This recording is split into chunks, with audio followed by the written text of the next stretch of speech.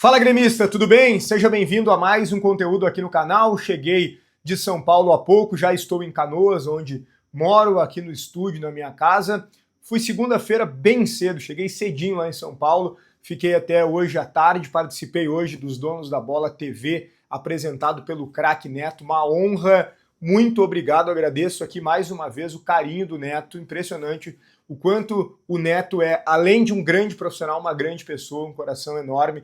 E ele me convidou para participar primeiro dos Donos da Bola Rádio, né? A gente tem aqui os Donos da Bola TV e os Donos da Bola Rádio, eles têm também lá, né? E ele apresenta, então primeiro ele me convidou para participar da rádio, depois da TV eu pude participar dos dois programas com ele e foi legal demais, mas já estou de volta aqui e amanhã, quinta-feira, estarei nos Donos da Bola RS, no estúdio, em Porto Alegre, nos Donos da Bola Rádio, no estúdio em Porto Alegre, junto com o Gamba, o Magrão, com o Luiz Mário, o Guimarães, à noite com o Daniel, o Silvio Benfica, o Luiz Henrique Benfica e o meu ídolo máximo, Ribeiro Neto, e claro, toda a gurizada da Bandeirantes, toda a nossa equipe. Então, foi legal demais essa experiência e eu não ficarei em São Paulo, mas tu vai em São Paulo em algum momento? Não sei, quem sabe, né?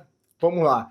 Eu quero dizer para vocês o seguinte, gente, nós temos aqui assuntos importantes do Grêmio para tratar e antes que alguém pergunte, né, se tu for para São Paulo, o canal vai parar. Primeiro que não tem nada alinhado para ir para São Paulo, mas a gente sabe como a vida do jornalista é muito rápida, às vezes as coisas acontecem do dia para a noite, mas independente disso, o canal vai seguir, mesmo que eu esteja em São Paulo, estarei sempre atento. Aliás, dei várias informações em primeira mão de São Paulo. Então, hoje em dia, com o telefone, né, mas hoje em dia com o WhatsApp, né, o telefone já existe há muito tempo, tu consegue a informação muito rápido, tu liga. Só para falar com vocês, só para contar para vocês uma coisa, ontem à meia-noite eu estava numa ligação com uma fonte do Grêmio, tá? Fiquei uns 33 minutos, pelo que eu vi depois, no telefone com essa fonte. Então a distância não impede, não atrapalha praticamente nada, até porque agora os treinamentos são fechados, né? A única coisa é óbvio que se eu estivesse em São Paulo não teria como ir presencialmente aos jogos do Grêmio. Mas enfim, não vou morar em São Paulo, permaneço aqui, tá bem? Tô falando isso, desculpa para quem não tá nem aí para esse assunto, mas eu tô falando isso porque muita gente mesmo veio falar comigo sobre isso. Mas vamos lá. Aqui assuntos que a gente vai trabalhar de forma bem objetiva, tá? Lá em São Paulo, o Neto deu a real sobre o William, e ele conhece bem o William, revelado no Corinthians, depois voltou para jogar no Corinthians, saiu por conta da pressão da torcida, foi para a Premier League antes de retornar ao Grêmio, está já recuperado, vai voltar a jogar depois da data FIFA. Negócio com goleiro e um novo nome para executivo de futebol do Grêmio. Eu não vou chamar a vinheta, vou direto ao assunto. Só vou pedir para tu deixar o teu like, te inscrever no canal, também ativar as notificações e vai comentando. Olha só, em relação ao novo nome, que me disseram o seguinte, lembra que eu trouxe para vocês que o Paulo Pelaipe era um dos nomes que interessavam essa diretoria? Pois é, só que o Paulo Pelaipe não vem. Porque o Paulo Pelaipe não vai sair do Cruzeiro. Ele vai seguir normalmente no Cruzeiro, não tem nenhuma possibilidade de saída dele no final do ano. Ele está feliz por lá, está valorizado por lá.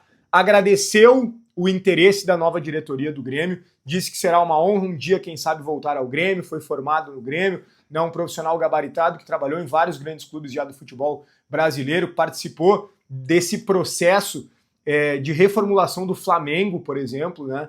Trabalhou na SAF do Botafogo de Ribeirão Preto recentemente, tá lá muito bem, fazendo um trabalho excelente no Cruzeiro. Então, esqueçam Paulo Pelaipe. Ele não vem, foi um desejo, mas ele não será contratado. O ficha 1 segue sendo o Rui Costa. Eu respeito, obviamente, todas as informações, mas o Rui Costa ele só virá ao Grêmio se ele sair do São Paulo. Entre Grêmio e Rui Costa, até já há um pré-acerto.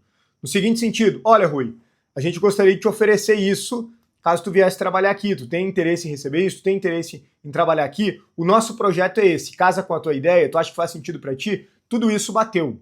Tudo isso bateu. Verbal, obviamente. Bateu. Só que o Rui Costa disse o seguinte, eu não sei se eu vou ficar ou não no São Paulo. Talvez eu fique no São Paulo para o ano que vem. Existe essa possibilidade.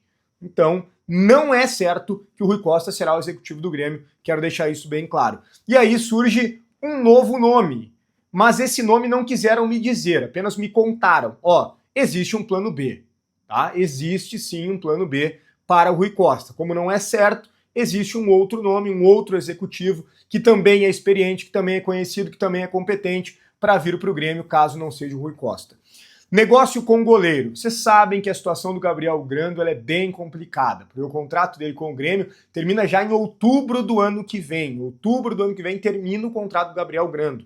Em abril, portanto, ele pode assinar um pré-contrato para depois sair de graça. Então essa é uma preocupação. Imagina perder um goleiro da base, que já foi até mesmo chamado para a seleção brasileira lá no início da carreira, de graça. De graça. Um goleiro que desperta a todo momento sondagens do futebol do exterior, principalmente da Itália e de outros clubes do Brasil também. Um goleiro que está em formação, em processo de crescimento e que ainda será melhor do que é hoje. Não dá para perder de graça. Não dá para perder de graça. Não estou dizendo que o Gabriel Grando é um extraordinário goleiro, mas talvez possa vir a ser um extraordinário goleiro. Eu sempre dou o exemplo do Marcelo Groy, que muita gente não gostava e virou um dos maiores ídolos da história do Grêmio. A gente sempre fez goleiro em casa, né? A gente fez o Cássio em casa, a gente fez o Léo Jardim, a gente fez o Danley, a gente fez o Groy, que recém citei. A gente sempre formou goleiros, né? A gente nunca precisou buscar fora, ou quase nunca. O Mazzaropi não é da base, é um grande ídolo que a gente tem, mas a maioria é da base. Então vamos valorizar o Gabriel Grando. Qual é a notícia? É que, apesar da atual diretoria não ter conseguido renovar com ele, a nova diretoria está totalmente focada em renovar com o Grando. Eles vão fazer de tudo para renovar com o Grando. Fazer de tudo, quando eu digo, não é cometer algum tipo de responsabilidade, pagar o que não deve pagar, não. Mas eles vão fazer uma abordagem diferente.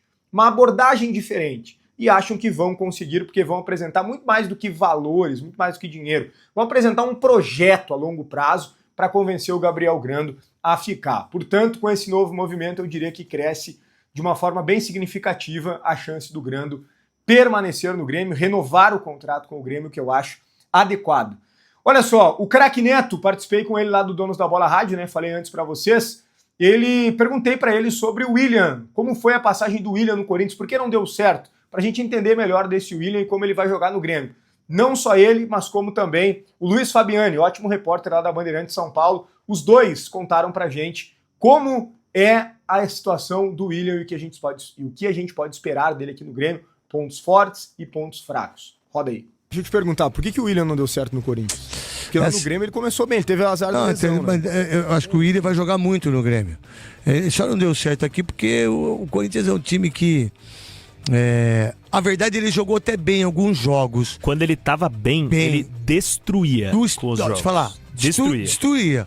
Mas aí veio a internet, veio a família, veio tudo isso e aí ele ficou desgostoso e quis ir embora. Ele foi mal nos jogos grandes no Corinthians, que foi a eliminação para a Libertadores, mas assim, quando ele acelerava, cara, era... É outro jogador. Nível de jogador da Premier League, de fato, de alto nível. Como é que ele jogava aqui em relação a posicionamento? Do lado aberto esquerdo. pela esquerda. E era até a crítica. Fazia recomposição e tal? Marcava Até fazia, porque o Silvinho era o técnico na época e exigia muito isso, então o William era um cara que voltava bastante. Ele bem fisicamente, ele arregaça lá.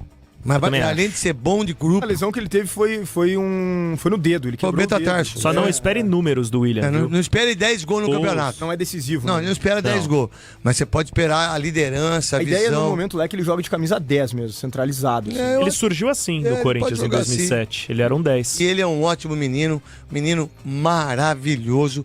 Diga-se de passagem. Tá aí então, né? Uma análise sobre o William. Bom demais. Grande abraço pro Craque Neto mais uma vez. E eu acho que a gente pode esperar realmente um William que possa fazer a diferença. Se não decisivo com passes e assistências, mas fazer a diferença em termos de desempenho, né? Ele e o Arthur no meio-campo é absurdo, é muita qualidade. E certamente a nova diretoria vai contratar mais jogadores para esse setor, pois precisamos. Tenho certeza que o Grêmio será muito mais forte com o William e outros atletas a partir do ano que vem. O conteúdo tem a força de Hora do Pastel, a maior franquia de fast food de pastéis do Brasil e uma das maiores do mundo. Hora do Pastel é sabor que faz a diferença. Procura mais próxima de ti no site ou então no Instagram. Grenal 10 é o cupom para tu ganhar 10% de desconto. Hora do Pastel. Grande abraço e até o próximo conteúdo.